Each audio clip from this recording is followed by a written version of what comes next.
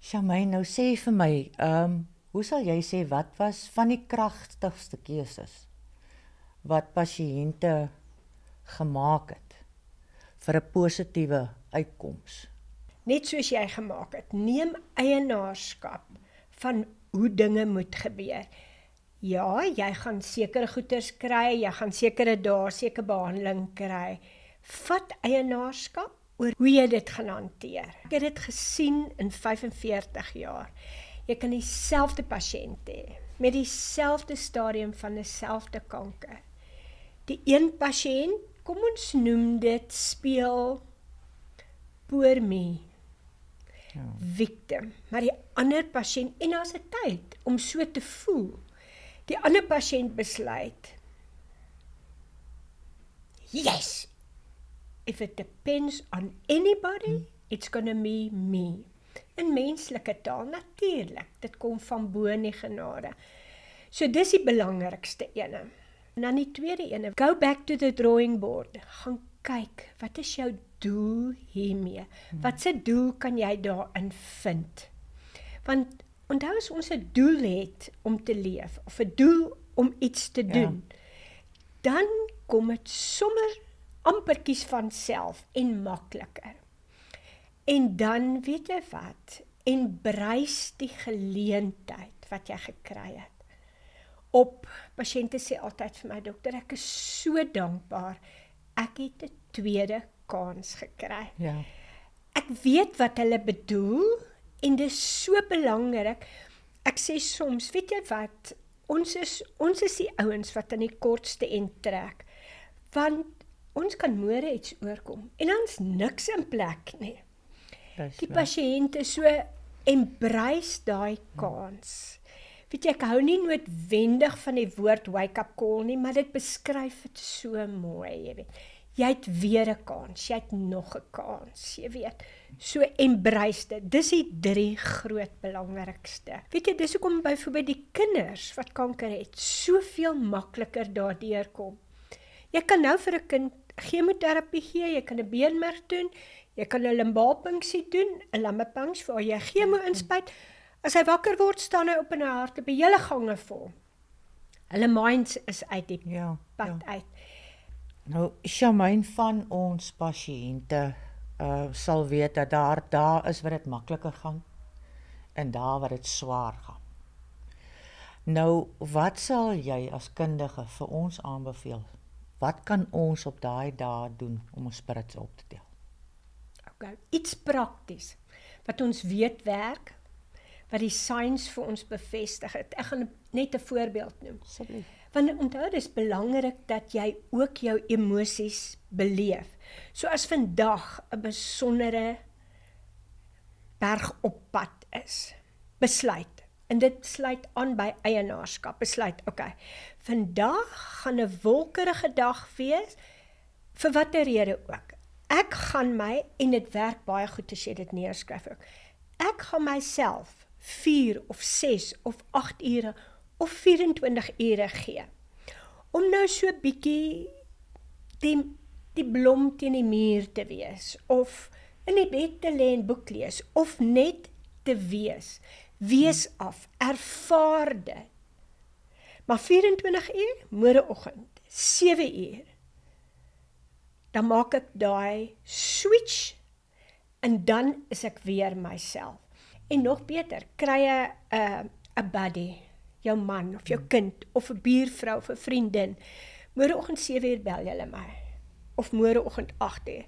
Bel my, en vra vir my, hoe gaan dit? Of, bel die buurvrou en sê vir haar, ek bring vir jou koffie en koekies oor, dien, serve. So dis klein goedjies. En weet jy wat, soms het ons breine net 1 keer daai nodig.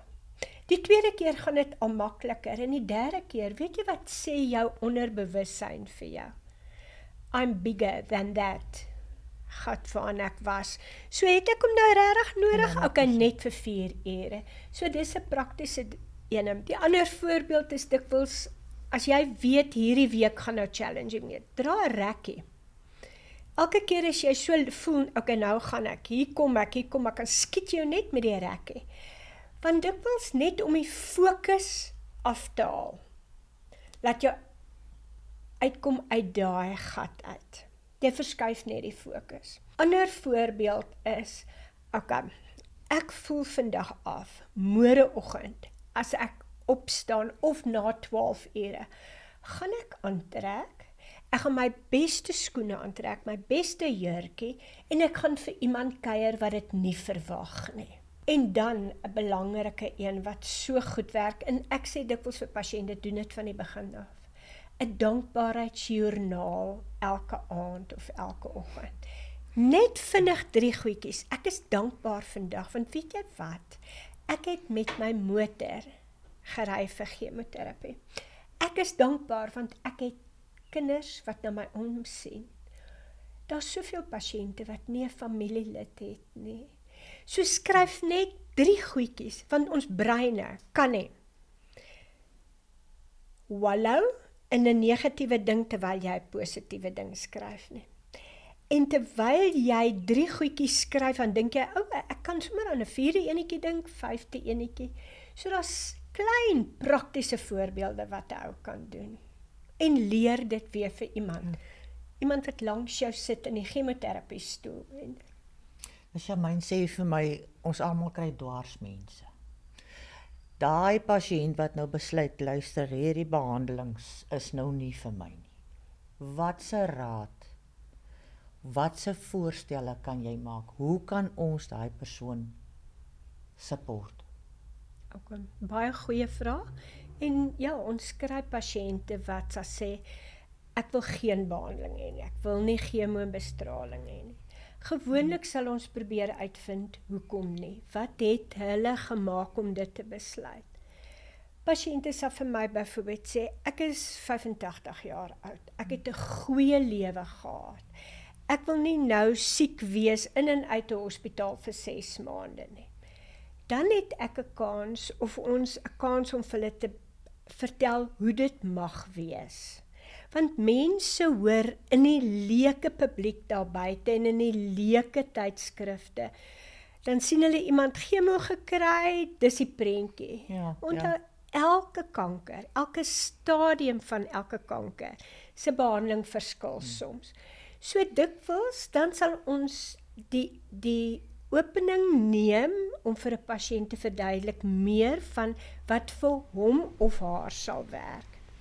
En as 'n pasiënt dan sê, goed, ek kies om nie chemo of bestraling of immunoterapie of enige beenmergoorplanting te wil hê nie, dan sal ons sê, goed, julle bly ons pasiënt. Ons kan nog steeds na julle kyk. Gaan, leef gesond, geniet, stel 'n bucketlist op, geniet jou lewe, wees gesondheidsbewus. En onthou, ons almal weet van pasiënte wat dit oorleef het, ten spyte van geen behandeling in dit nie. Ons weet, ons liggame is so geskape om 'n inherente healing te gaan. So dan sal ons seker, maar kom dan kyk ons, as jou simptome meer word, kan ons net jou simptome behandel. Ons kan vir jou raad gee. Knowledge is power. Wisdom is what to do with that power, natuurlik. Baie. Maar dit bly altyd 'n pasiënt se keuse en voorreg om te sê ja of nee vir behandeling. So die pasiënt het altyd die keuse lê by die pasiënt. Absoluut. En soms begin hulle wel met behandeling en dan kwart of halfpad besluit hulle, weet jy wat, nee, my kwaliteit lewe is nie wat ek gedink het kan wees nie, dan stop ons ook as dit hulle versoek is. Pasiënt het volle verantwoordelikheid en volle voorreg om te besluit wat hulle wil hê. Nou kan jy vir ons sê, hier in 2025, hoe lyk ons borskankerstatistieke, Charmaine? Chanel, wêreldwyd neem alle kankers toe en borskanker ook. 'n Paar jaar terug was borskanker die tipiese diagnose tussen 'n vrou van die ouderdom 60 en bo. En so stadig maar seker het dit al jonger geword. Ons sien dikwels nou pasiënte, baie in die ouderdom van 40, 30 en selfs 20. So borskanker spesifiek word al op vroeër ouderdom gediagnoseer. Die aanbeveling is ook, as jy in 'n familie is waar 'n ma borskanker gehad het, het jy 'n hoër insidensie om ook borskanker te kry. So ons het duidelike riglyne. Op 35 gaan jy vir jou eerste mammogram en borssonar, 2 jaar daarna en op 40 jaarliks. Dis nie te sê jy gaan dit kry nie, maar onthou, elke kanker wat vroeg gediagnoseer word, is potensieel geneesbaar. So as mense bewus daarvan is, hoe kan hulle getoets word? Hoe kan 'n mens dit vroeg optel? Uit die aard van die saak is dit potensieel geneesbaar as ons dit optel. Mense sal soms vir my sê, maar ek het nou kanker en daar was nog nooit kanker in my familie nie. Onthou, die meeste van kankers is nie oorerflik nie. Dit kom soms in families voor en soms is daar 'n genetiese komponent, maar dit kom in families voor want hulle dieselfde omgewing groot geword, hulle dieselfde leefstyl gewoontes en dan is daar ook risikofaktore, jy weet, wat ons iets vroegtydig aan kan doen en wat ons kan verander en herskryf om dit te voorkom. Maar ja, as mense bewus is van, meeste kan vroeg opgetel word, ja. Hoe vroeër hoe beter. Hoe vroeër hoe beter.